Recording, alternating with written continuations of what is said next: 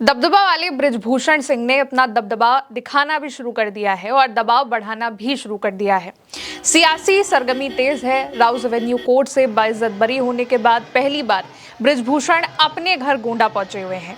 Ayodhya airport पर 2000 से भी ज्यादा समर्थक पहुंचे और बृजभूषण सिंह 200 से भी ज्यादा गाड़ियों के काफिले से नंदिनी नगर के लिए निकले, जहां उन्होंने सत्यमेव जयते रैली करी। दोस्तों, बृजभूषण सिंह महिला पहलवानों से जुड़े यौन शोषण केस में बाइज्जत बरी होने के बाद पहली बार अयोध्या गए। यहां से खुली हंटर कार में खड़े होकर के हनुमानगढ़ी गए, दर्शन किए, संतों का आशीर्वाद लिया। फिर इसके बाद उनके जो बड़े बेटे हैं प्रतीक, उन्होंने गाड़ी के सनरूफ से गदा भी लहराया। प्रतीक, जो कि गोंडा सदर के विधायक हैं, बृजभूषण सिंह के भी हाथों में गदा है, लहरा रहे हैं, बड़े बड़े माले पहनाए जा रहे हैं, फूल बरसाए जा रहे हैं और नारे लग रहे हैं, शेर आया, शेर आया। यहाँ से उनका जो काफिला है, अयोध्या में पहले वो पहुंचे एयरपोर्ट पर, जहां से उनका ये काफिला हनुमानगढ़ी गया, वहां पर उन्होंने दर्शन किए। लेकिन इस दौरान भी राम मंदिर वो नहीं गए, हनुमानगढ़ी पे ही उन्होंने दर्शन करे, संतों से मिले, संतों का आशीर्वाद लिया और फिर यहाँ से उनका काफिला नंदिनी नगर के लिए निकला, जिसमें 200 बटुक हैं, 500 से ज्यादा बच्चे हैं जो कि गोंडा में उनके स्वागत के लिए थे। और गोंडा पहुंचे तो बृजभूषण सिंह ने सबसे पहले नंदिनी गौमाता मंदिर में जाकर के पूजा करी और परिवार द्वारा जो आयोजित अखंड रामायण का पाठ है उसमें पहुंचे। रामायण खत्म होने के बाद बृजभूषण सिंह खुद ही हवन करेंगे और इसके बाद पैदल रैली है और यहाँ पर वो लोगों को, अपने समर्थकों को संबोधित भी करेंगे। और जब यहाँ पर पहुंचे हुए हैं तो लाखों की भीड़ है। इंतजाम इतने बड़े पैमाने पर किया गया है कि 2 लाख लोगों के तो खाने का इंतजाम है। इसका मतलब ये है कि 2 लाख लोग तो यहाँ पर पहुंचे हुए हैं।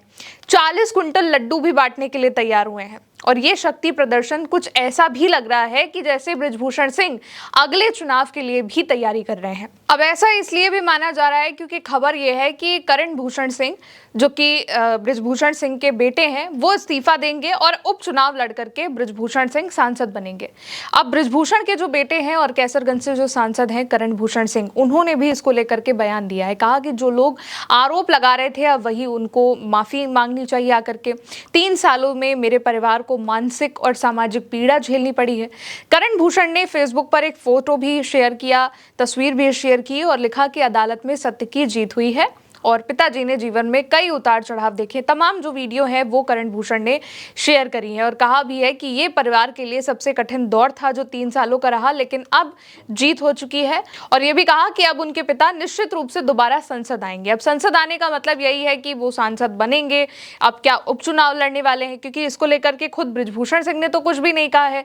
पिछले दिनों उनका एक इंटरव्यू भी काफी ज्यादा वायरल हुआ था, जिसमें एक महिला पत्रकार उनसे पूछ रही थी कि क्या आप दोबारा से चुनाव लड़ेंगे, तो वहां पर भी बृजभूषण सिंह ने एक ही बात कही थी कि अगर पार्टी चाहेगी, अगर हमारे ऊपर जो लोग हैं वो चाहेंगे तो मैं चुनाव लड़ूंगा। और ये उन्होंने वहां पर बात टाल दी थी। लेकिन उनके जो बेटे हैं करण, वो ये कह रहे हैं कि अब पिताजी निश्चित तौर पर संसद में आएंगे। और ये भी कहा कि कांग्रेस के पास कोई मुद्दा नहीं था, इसलिए इस मामले को राजनीतिक रंग दिया गया। और इसी के बाद ये खबर भी चलने लगी कि बृजभूषण सिंह उपचुनाव लड़ेंगे और सांसद बनेंगे और उनका जो बेटा है वो इस्तीफा देगा।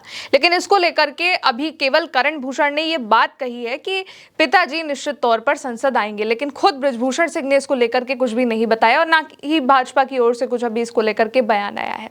लेकिन इसी के बाद जब अयोध्या से बृजभूषण सिंह ने गोंडा तक अपना काफिला निकाला तो लाखों की संख्या में उनके समर्थक वहां मौजूद हैं। 1000 से ज्यादा की गाड़ियों का काफिला है, जगह जगह पर उनका फूल माला से स्वागत किया जा रहा है। बृजभूषण सिंह ने कहा भी कि मैं झुक जाता तो मसला हल हो जाता और मैं झुक जाता तो मेरे किरदार का कत्ल हो जाता। पहले ही दिन मैंने कहा था कि अगर एक भी प्रकरण में सच पाया गया तो मैं खुद से फांसी पर लटक जाऊंगा। वो अहंकार नहीं था, मैं सामने वाले को नहीं जानता, आप भी सामने वाले को नहीं जानते। दोस्तों, यौन शोषण का जो ये मामला था ये साल 2023 जनवरी में सामने आया था। विनेश फोगाट, साक्षी मलिक समेत कई पहलवानों ने बृजभूषण सिंह के खिलाफ कार्रवाई की मांग करते हुए दिल्ली के जंतर मंतर पर धरना भी दिया था। बृजभूषण सिंह तब WFI के प्रेसिडेंट थे। आरोप लगा कि नाबालिग समेत 6 महिला पहलवानों ने बृजभूषण के खिलाफ ये शिकायत करी थी। इसमें एक नाबालिग थी, लेकिन कोई FIR दर्ज नहीं हुई। सुप्रीम कोर्ट के दखल के बाद अप्रैल 2023 में FIR दर्ज हुई। बाद में नाबालिग पहलवान ने शिकायत वापस ले ली थी। 2 जुलाई 2026 को दोनों पक्षों की दलीलें पूरी होने के बाद कोर्ट ने फैसला सुरक्षित रख लिया था। फिर मामले में कुल 1133 दिनों में 127 सुनवाई भी हुई है और 32 गवाहों के बयान दर्ज किए गए हैं। बृजभूषण सिंह 20 जुलाई 2023 से नियमित जमानत पर थे। 10 मई 2024 को अदालत ने दिल्ली पुलिस की चार्जशीट के आधार पर आरोप तय किए थे, जिसके बाद ट्रायल शुरू हुआ था और उसके बाद 3 अगस्त को यहां पर कोर्ट ने फैसला सुनाया कि बृजभूषण शरण सिंह को बाइज्जत बरी किया जाता है। और अब दबदबा वाले बृजभूषण सिंह ने अब अपना दबाव बढ़ाना भी शुरू कर दिया है। सियासी सरगर्मी तो है ही तेज, लेकिन जैसे ही राउज एवेन्यू कोर्ट से वो बाइज्जत बरी हुए हैं, उनका जो अपने जब वो घर पहुंचे, पहली बार गोंडा पहुंचे, पहली बार अयोध्या जब पहुंचे इस केस पे बाइज्जत बरी होने के बाद, तो 2000 से भी ज़्यादा समर्थक वहाँ पर मौजूद थे। एयरपोर्ट पर 200 से ज़्यादा गाड़ियों का काफिला था और भी तमाम गाड़ियां वहाँ थी जहाँ उन्होंने सत्यमेव जयते रैली भी करी है। और ये जो अभी इनका जो प्रदर्शन है, शक्ति प्रदर्शन है, वो इसी तरीके से चल रहा है। तमाम जो तस्वीरें हैं, तमाम जो वीडियो हैं, वो लगातार सामने आ रहे हैं। संतों से बृजभूषण सिंह आशीर्वाद ले रहे हैं।